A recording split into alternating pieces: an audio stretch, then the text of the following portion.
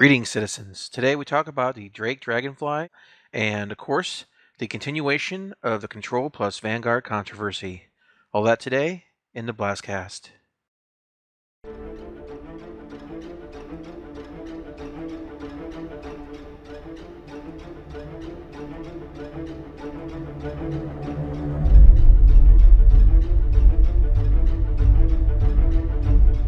Of course, once again today, I have with me Lightning Dragon, my bastion of common sense. And let's go ahead and get started. Let's talk about the Dragonfly sale. I managed to pick up two of these myself. I picked up the yellow and the black set. I figured that would be something that would be very versatile, and having the ability to travel around on ground without having a gray cat, which I always thought would probably end up getting stuck on every little rock or branch or anything else. Because Space Engineers has taught us well about wheels and obstacles. Oh yeah, that's when I saw hovering versus wheels, I take hovering any days of the week.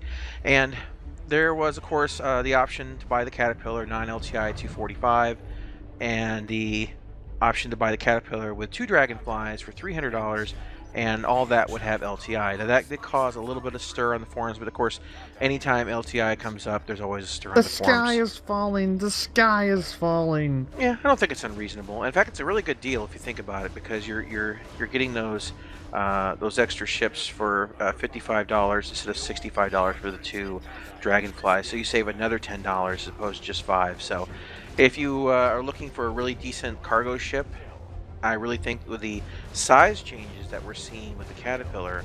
Oh yeah, the ship spec page is so massively out of date that it's going to be.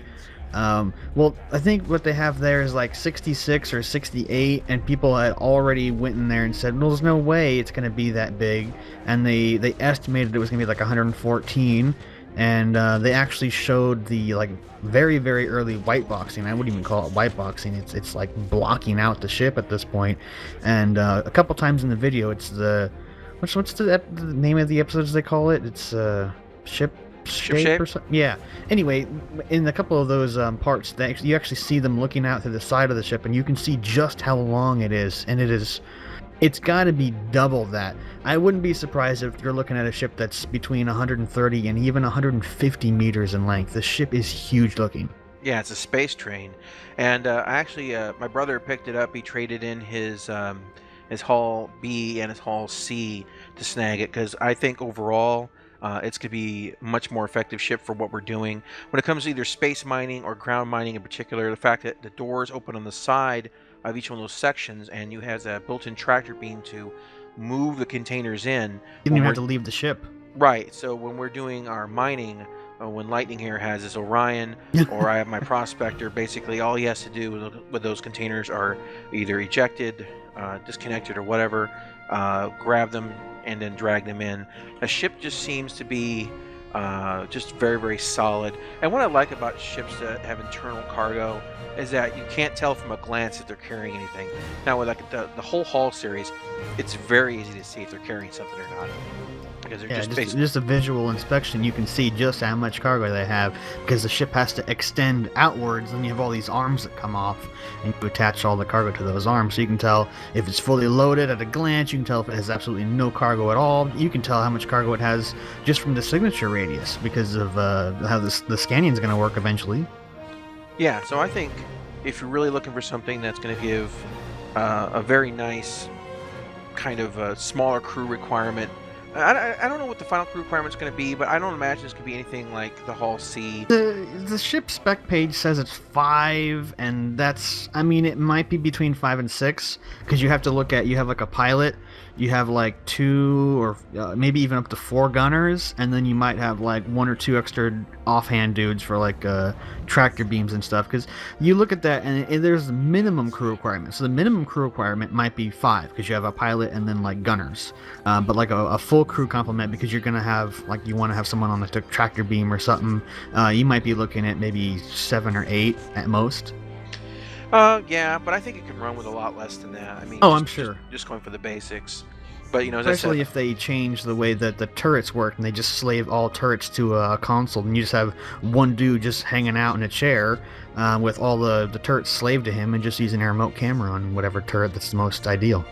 I remember when they first started talking about the Caterpillar, they called it the evil twin of the Freelancer. And it's not even close. Oh, no, it's not even a twin anymore. It's like... You could probably tear apart a Freelancer and store it inside of it and still have half cargo space. Oh, yeah. It's really an amazing ship. I think it's come quite a long ways. And it's good to kind of see this ship move forward because it is one of the very early, if not original, concept ships that were out for the initial Kickstarter. And to finally see it coming to fruition, and I hope to see it in the hangar real soon. My brother has one, so once he gets it in this hangar, I'll make sure to get a video out for you guys. We're gonna be drooling all over it. Oh, I'll probably do my own version of the video as well. And I really hope to get cargo systems into the PTU with 2.5, but we haven't got any words yet on that. So here's hoping. I know they're pushing for selling, so let's hope that they can do something since they are actually modeling or starting to model tractor beam systems. They also have the boxes in that video you see. I mean, they're just a standard box, but I mean, they modeled how the boxes are going to be, and they've placed them in ships to actually get the actual cargo size. Yeah, and another good thing too about the tractor beam is finally working, as I had from early on, I had purchased a tractor beam like a long time ago, more than 2 years ago, and it has had zero functionality. I thought, wouldn't it be fun to stick a tractor beam on the front of a fighter and like snag an enemy fighter and just like kind of hold them there and pound on them? I don't know if it would work like that, if it would slow them down. Or it might be a little bit too small as far as fighters go, but I mean, think about salvaging. You have like a crate you want to grab, and you instead of getting out, you tractor beam it right to the nose. You jump out, and then you grab it, and then you get back in. Which is another thing the Caterpillar is going to excel at as well. I mean, it's going to be a great little salvager. And yes, quote, salvaging. Salvaging. They exploded, and I salvaged them.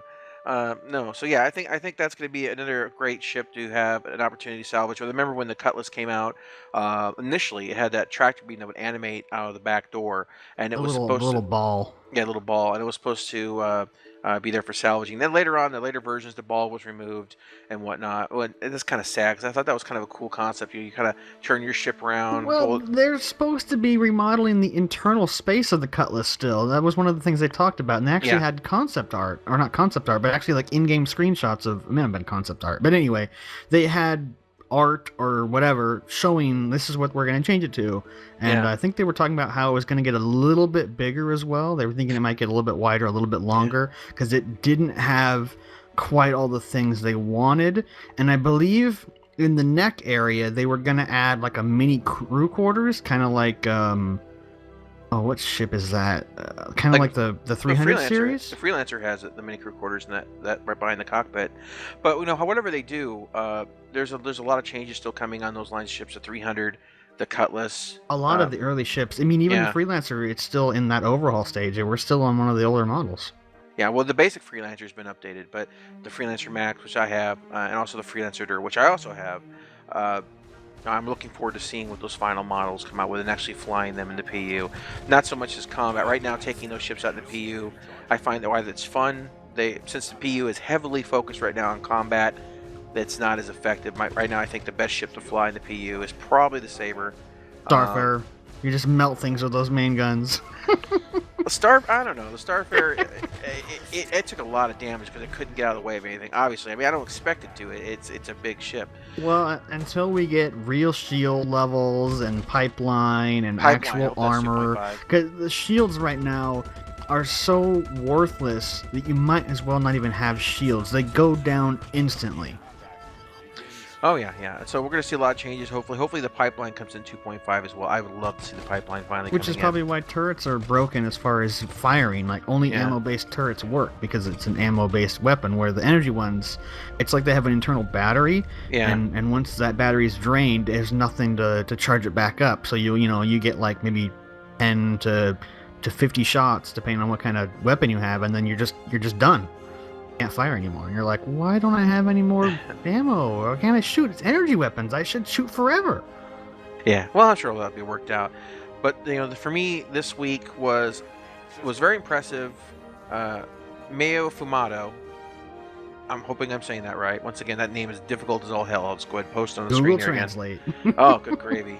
Anyway, he got back with the people in the Ctrl plus Vanguard controversy kind of discussion. and he said, "Hey, guys," he's like, "Go ahead and give me your reports, your ideas, your three categories." And what he did is he went back and he did this massive post.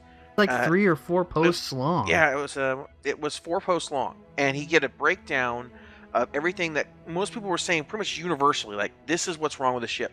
We're talking about from the silhouette to the weaponry to the treads, and they're like saying, "Hey, why doesn't the base model have the functionality of all the variants, but like at a lesser degree? Because that's the way it was advertised." And he recognized all this, and in like he just didn't offload it as like, whatever. It's just a hell of a post. Now go ahead and leave a link in the description below, and you really should read through it, because it's the fact that a dev came out and said, look, this we recognize the problems and we recognize what you're saying. And boy, I tell you what, I mean, when you see 4 posts worth of stuff where the devs went, wow, I mean, they're kind of like, must be looking at this going, we kind of messed up on this ship. Yeah, we didn't get the concept sale. We got a different ship. And most people were like, give us the concept sale. And that's what most people want. And then they say, well, the damage is kind of crap for, the ship that it is. Oh, it's terrible. Yeah. And so basically it's give us the concept and then, make it so the ship's usable. I think shields, was one of the things they was talking about. The shields are not good. The maneuverability is garbage. It has no speed slow. It's really it's slow. too slow.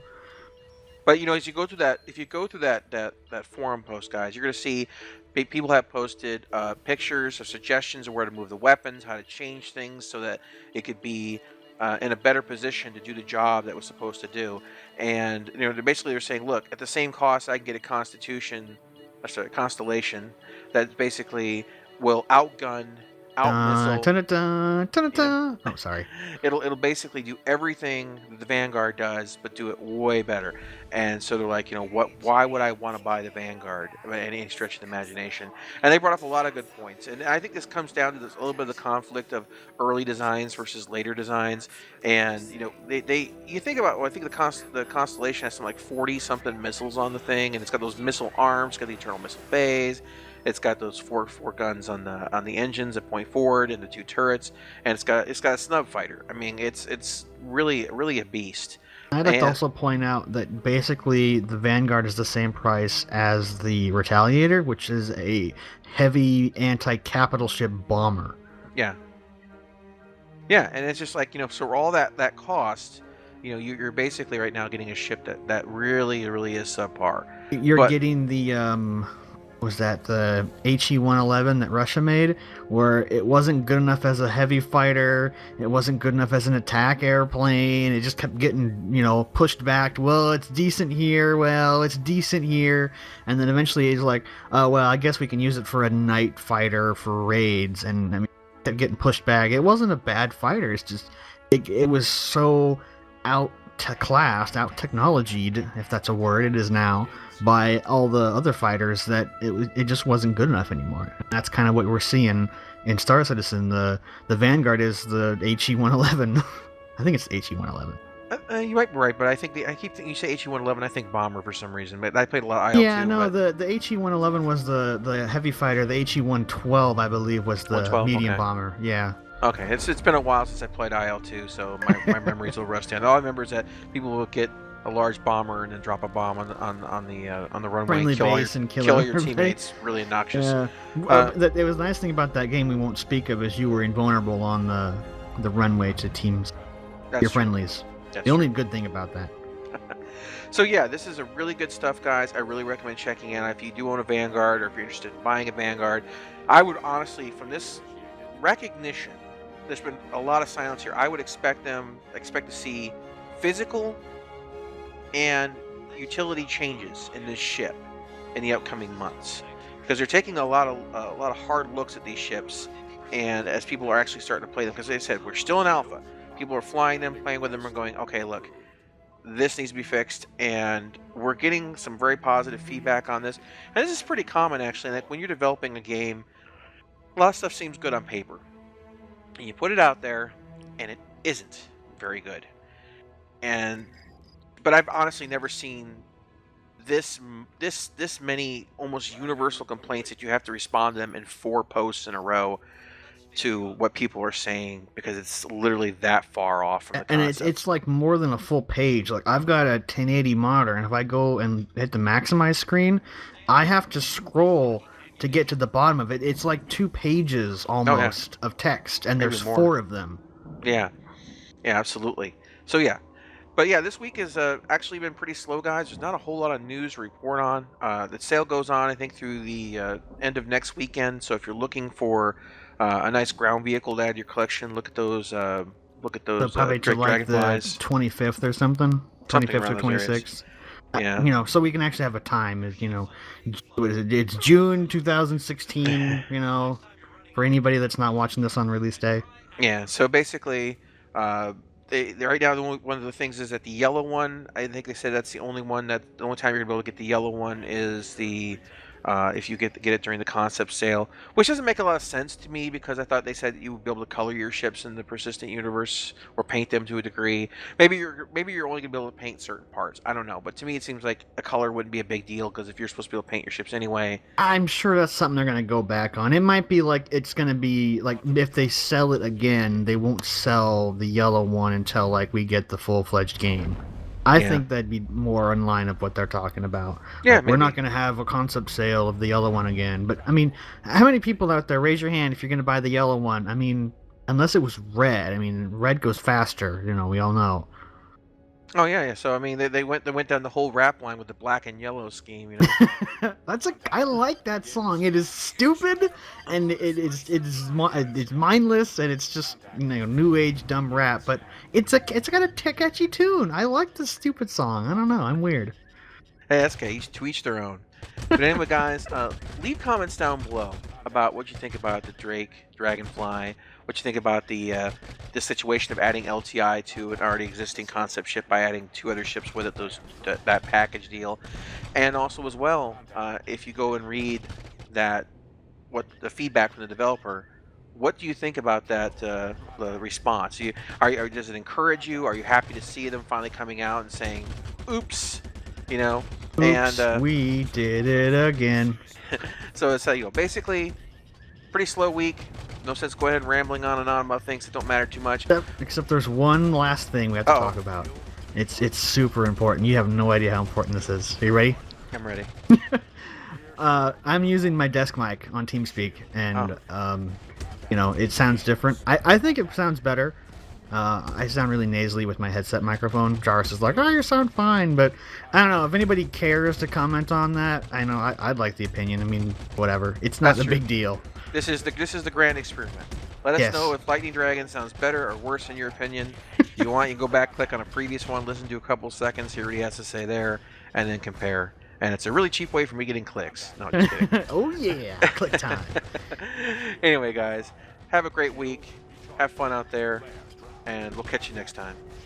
Bye-bye. The Dragonfly is here. Time to strap on that Stormtrooper helmet and avoid those space Ewoks. Let's get into it.